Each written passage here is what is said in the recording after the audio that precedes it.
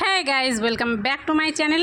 তোমরা কেমন আছো? আশা করছি তোমরা তোমাদের বাড়িতে সকলে ভালো আছো, আমিও ভালোই আছি। তো প্রথমেই জানিয়ে দিই তোমাদেরকে গুড মর্নিং, কেননা এখন হয়ে গেছে সকাল।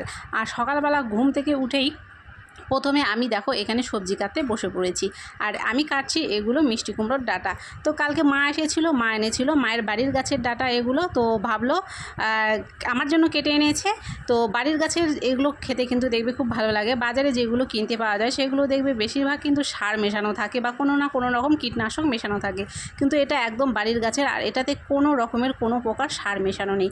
তো প্রথমে সবজিটা কেটে নিলাম, কেটে নিয়ে দেখো আজকে আমি কিন্তু আর স্নান করিনি, স্নানটা করতে আজকে আমার দেরি হয়ে যাবে। তারপরে রান্না করতে সোজা চলে এসেছি। তো আজকে রান্না করে নিলাম চিকেন, তারপরে আরও অন্যান্য সবজিগুলো রান্না করে নিলাম। আর রান্নার পরে দেখো এখানে অনেকগুলো বাসন বেরিয়েছে।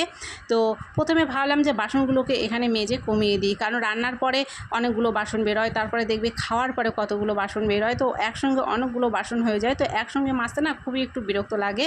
তো সেই জন্য প্রথমে বাসনগুলো এখানে মেজে কমপ্লিট করে নিলাম। তারপরে বিছানাটাকে ভাবলাম একটু পরিষ্কার করে নিই, বিছানাটাকে পরিষ্কার করে নিলাম। আর এই যে দেখছো এখানে একটা পাকা কাঁঠাল নিয়ে বসে গেছি। এই কাঁঠালটাও কিন্তু মা এনেছে, কালকে মা এসেছিলো। পাকা কাঁঠাল, মিষ্টি কুমড়োর ডাঁটা এগুলো মাই এনেছে। তো স্নান করে নিয়ে আমি ভাবলাম স্নান যখন করিনি তাহলে এই কাজগুলো করে নিয়ে একবারে স্নান হয়ে পরিষ্কার হয়ে যাব, তাহলে পরে আর কোনো কাজ করব না। সেই জন্য দেখো এখানে কাঁঠালটাকে নিয়ে বসে পড়েছি। আর এই সত্যি কথা বলতে কাঁঠালটা খেতে কিন্তু খুবই মিষ্টি আর সুস্বাদু ছিল। তো কাঁঠালের রোয়াগুলা দেখেও কিন্তু তোমরা বুঝতে পারছো যে রোয়াগুলো বেশ বড় বড় আছে, আর ছোট কাঁঠালটা যদিও, তবে রোয়াগুলো বেশ মিষ্টি ছিল।